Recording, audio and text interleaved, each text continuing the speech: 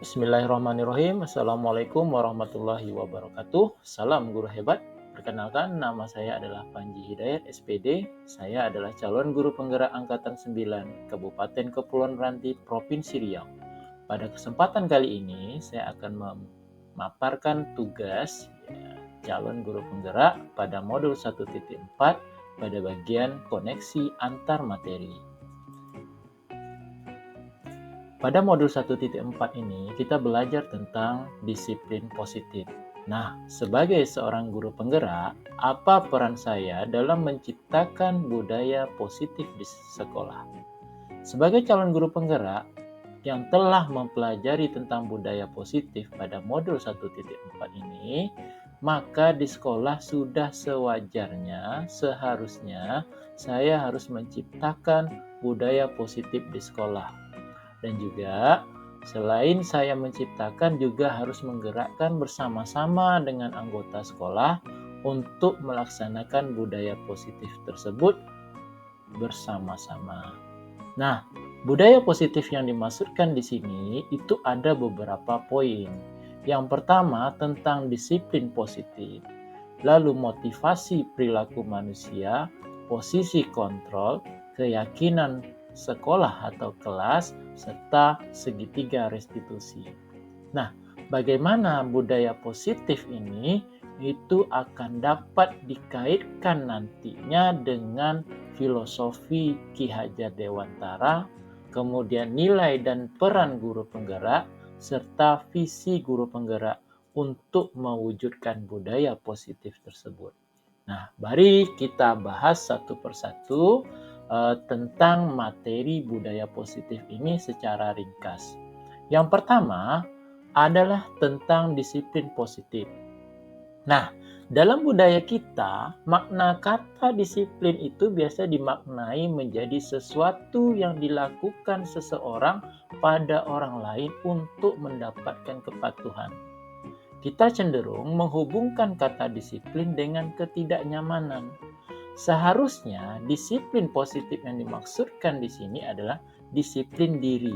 Disiplin yang berasal dari dalam diri orang tersebut, yang kita kenal dengan nama motivasi internal atau motivasi intrinsik. Jadi, jika kita tidak memiliki motivasi internal atau intrinsik ini, maka tentu kita memerlukan pihak lain untuk mendisiplinkan kita. Itu yang kita kenal dengan nama motivasi eksternal. Kenapa? Karena berasal dari luar dan bukan dari dalam diri kita sendiri. Jadi inti dari disiplin positif ini adalah bagaimana kita memunculkan motivasi intrinsik yang ada pada diri seseorang tersebut untuk menghasilkan nilai-nilai kebajikan. Yang kedua adalah tentang motivasi perilaku manusia. Jadi, motivasi perilaku manusia itu ada 3 macamnya. Yang pertama, untuk menghindari ketidaknyamanan atau hukuman. Yang kedua, untuk mendapatkan imbalan atau penghargaan dari orang lain. Sedangkan yang ketiga adalah untuk menjadi orang yang mereka inginkan dan menghargai diri sendiri dengan nilai-nilai yang mereka percaya. Untuk nomor 1 dan 2, ini adalah motivasi yang muncul karena pengaruh dari luar, yaitu motivasi eksternal atau ekstrinsik. Nah, ini diharapkan tidak terlalu dapat muncul kepada peserta didik kita. Kita mengharapkan memang muncul motivasi yang dari dalam diri peserta didik tersebut, sehingga mereka menghargai nilai-nilai yang mereka percaya untuk dapat diterapkan dalam kehidupannya sehari-hari. Nah, pada bagian ketiga kita belajar tentang posisi kontrol seorang guru. Ternyata guru ini memiliki posisinya. Yang pertama yaitu sebagai penghukum. Yang kedua, pembuat merasa bersalah. Kemudian sebagai teman, sebagai pemantau, dan terakhir adalah sebagai manajer. Dari kelima posisi kontrol seorang guru ini, yang paling bagus diterapkan oleh seorang guru itu adalah posisi manajer. Bukan berarti dari keempatnya, selain dari 5 tersebut, itu tidak bagus. Tapi semua memiliki tingkatan-tingkatan yang tentu lebih bagusnya adalah pada posisi tingkatan terakhir, yaitu manajer. Jadi kita harus berusaha berkembang agar kita bisa mencapai posisi kontrol itu sebagai seorang manajer. Pertanyaannya adalah, bagaimana posisi seorang manajer tersebut? Posisi manajer itulah posisi guru yang di sini maknanya ada kerjasama antara guru dan peserta didik untuk mengatasi permasalahan siswa, serta memberikan kesempatan kepada siswa untuk mempertanggungjawabkan perbuatannya dan mendukung siswa menemukan solusi atas permasalahannya. Nah, jadi di sini kita sebagai guru tidak memberikan solusi. Yang memberikan solusi harus timbul dari dalam diri siswa itu sehingga muncul nilai-nilai kebajikan yang memang mereka percayai. Jadi dari diri siswa itu kita mengharapkan muncul solusi atas pertanggungjawaban perbuatannya. Nah, kita masuk pada bagian berikutnya, keyakinan sekolah atau kelas. Keyakinan sekolah atau kelas ini adalah kesepakatan yang kita terapkan sebelum membuat sebuah aturan. Jadi kita mengharapkan keyakinan sekolah dan keyakinan kelas ini sudah kita sepakati bersama antara guru dan murid. Nah, keyakinan kelas itu sifatnya abstrak daripada peraturan yang lebih rinci dan konkret. Keyakinan kelas itu berupa pernyataan-pernyataan universal.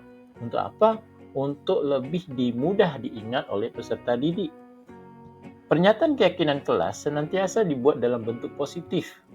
Maksudnya apa? Bahwa keyakinan kelas ini jangan sampai menjudgment atau semacam aturan yang ditakuti oleh peserta didik. Keyakinan kelas hendaknya tidak terlalu banyak, sehingga mudah diingat dan dipahami oleh semua warga kelas. Lalu keyakinan kelas itu sebaiknya sesuatu yang dapat diterapkan di lingkungan tersebut. Serta semua warga kelas hendaknya ikut berkontribusi, baik itu guru dan siswa, dalam pembuatan keyakinan kelas lewat kegiatan curah pendapat, diskusi bersama-sama.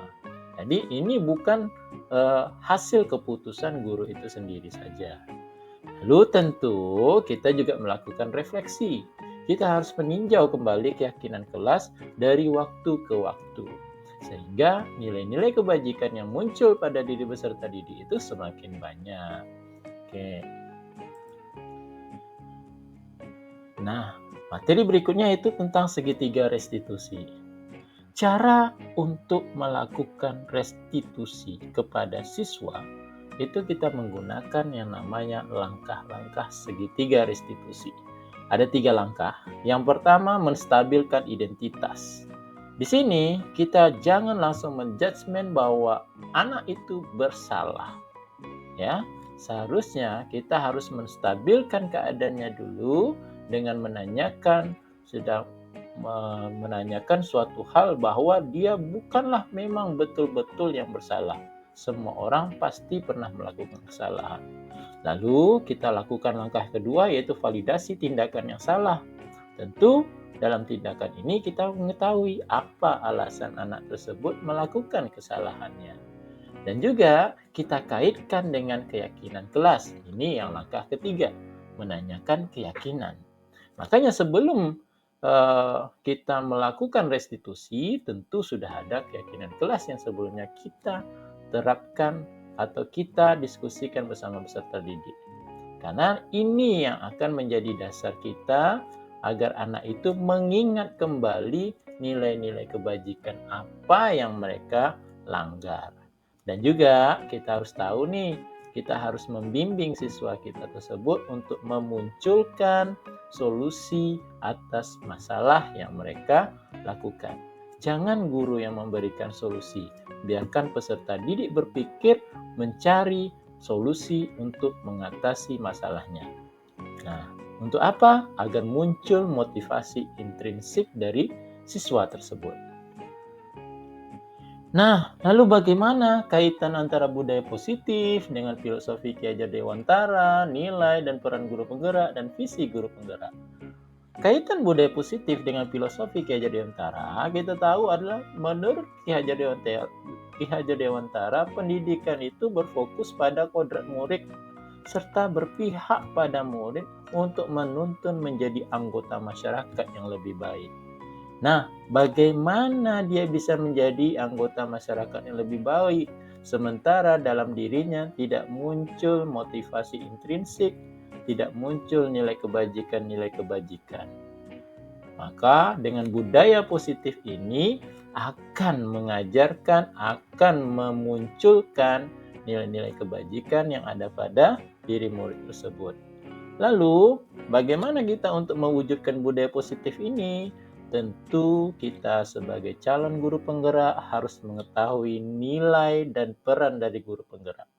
Kita tahu bersama bahwa 5 nilai guru penggerak yang itu berpihak pada murid, mandiri, reflektif, kolaboratif, dan inovatif. Nilai-nilai ini jika kita miliki sebagai seorang guru penggerak, tentu akan dapat mewujudkan yang namanya budaya positif melalui perannya guru penggerak, yaitu kolaboratif salah satunya. Di sini bersama-sama antara anggota sekolah untuk bersama-sama mewujudkan budaya positif tersebut.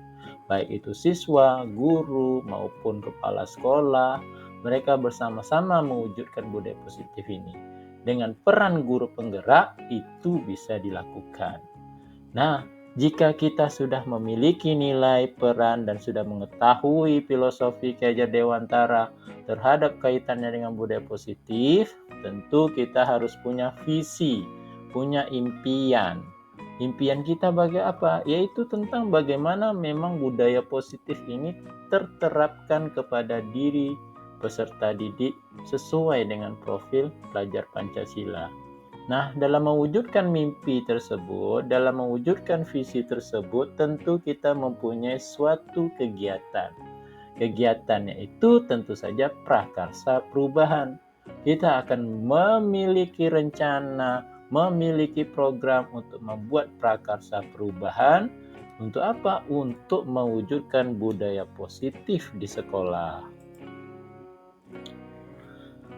Nah, refleksi pemahaman. Jadi sejauh mana pemahaman Anda tentang konsep-konsep inti yang telah Anda pelajari di model ini, ya, tentang disiplin positif, teori kontrol, teori motivasi, hukuman dan penghargaan, posisi kontrol guru, adakah hal yang menarik untuk Anda dan di luar dugaan? Nah, berdasarkan penjelasan saya sebelumnya, saya memang harus memahami betul tentang konsep-konsep inti tersebut. Karena konsep ini tentu harus diimplementasikan nanti dalam perbuatan.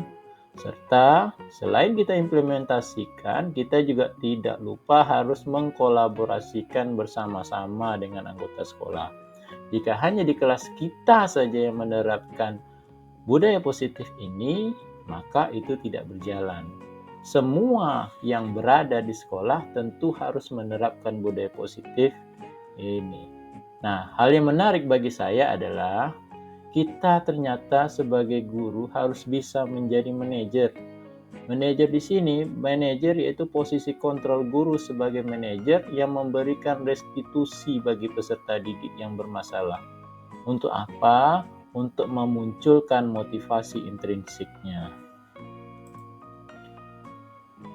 Nah, kemudian, perubahan apa yang terjadi pada cara berpikir Anda dalam menciptakan budaya positif di kelas maupun sekolah Anda setelah mempelajari model ini? Memahami tentang posisi guru yang selama ini saya lakukan terhadap peserta didik, sehingga akan merubahnya menjadi posisi guru sebagai manajer. Selama ini saya selalu dalam posisi guru sebagai penghukum. Sehingga hal ini setelah mempelajari modul ini, saya jadi tahu mana posisi kontrol yang bagus untuk guru, yaitu posisi guru sebagai manajer untuk dapat melakukan restitusi serta menerapkan budaya positif. Pengalaman seperti apakah yang pernah Anda alami terkait penerapan konsep inti dalam modul budaya positif, baik lingkungan kelas maupun sekolah Anda?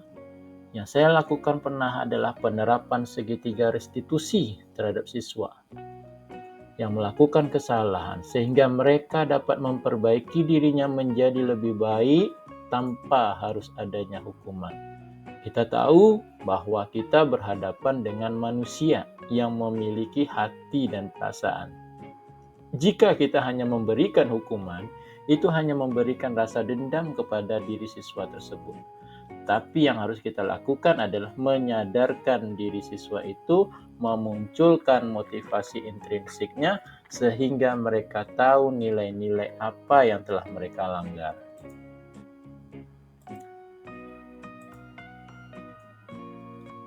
Refleksi berikutnya adalah, bagaimana perasaan Anda ketika mengalami hal tersebut? Tentu saya merasa termotivasi untuk terus memperbaiki diri terhadap kesalahan yang selama ini saya lakukan dan berusaha menerapkan budaya positif ini di sekolah. Menurut Anda, terkait pengalaman dalam penerapan konsep tersebut, hal apa sajakah yang sudah baik dan adakah yang perlu diperbaiki? Hal baik menurut saya adalah penerapan keyakinan kelas. Kenapa? Karena di sini ada kesepakatan bersama-sama antara guru dan peserta didik, sehingga menyadarkan siswa tentang nilai kewajiban yang diyakini, serta berharap nantinya dapat memunculkan kesadaran dalam dirinya. Yang perlu saya perbaiki adalah cara posisi kontrol guru dalam memberikan restitusi kepada siswa untuk memunculkan motivasi intrinsik pada dirinya. Karena dalam melakukan restitusi, saya tidak menerapkan semua langkah-langkah pada penerapan segitiga restitusi. Nah, refleksi berikutnya,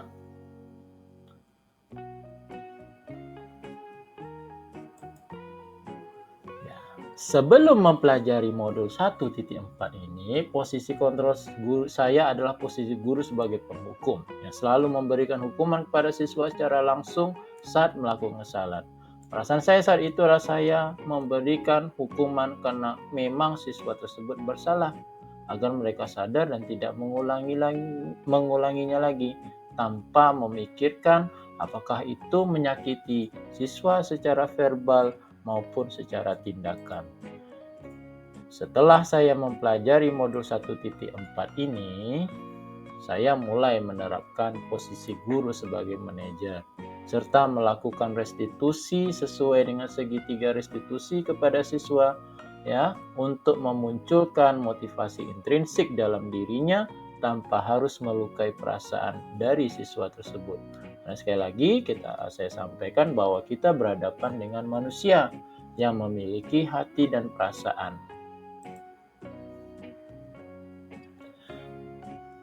Sebelum pelajari modul ini, pernahkah Anda menerapkan segitiga restitusi ketika menghadapi permasalahan murid Anda? Ya, sebelum saya mempelajari modul ini, saya juga menerapkan segitiga restitusi. Saya tahu dia ada 3 tahapan, tapi saya hanya melakukan 1 tahapan saja, yaitu tentang menanyakan alasan dia mengapa melakukan kesalahan tersebut, yang pada bagian validasi tindakan. Saya tidak menerapkan menstabilkan identitasnya, kemudian saya tidak menanyakan keyakinan kelas mana yang dia langgar, gitu. Sehingga hanya 1 tahapan saja. Selain konsep yang disampaikan dalam modul ini, adakah hal lain yang menurut Anda penting untuk dipelajari dalam proses menciptakan budaya positif? Perlu adanya konsistensi dalam melakukan budaya positif ini, serta berkelanjutan. Tidak hanya diterapkan di lingkungan sekolah saja, tapi juga harus diterapkan di mana peserta didik ini berada. Memang awalnya kita terapkan di sekolah.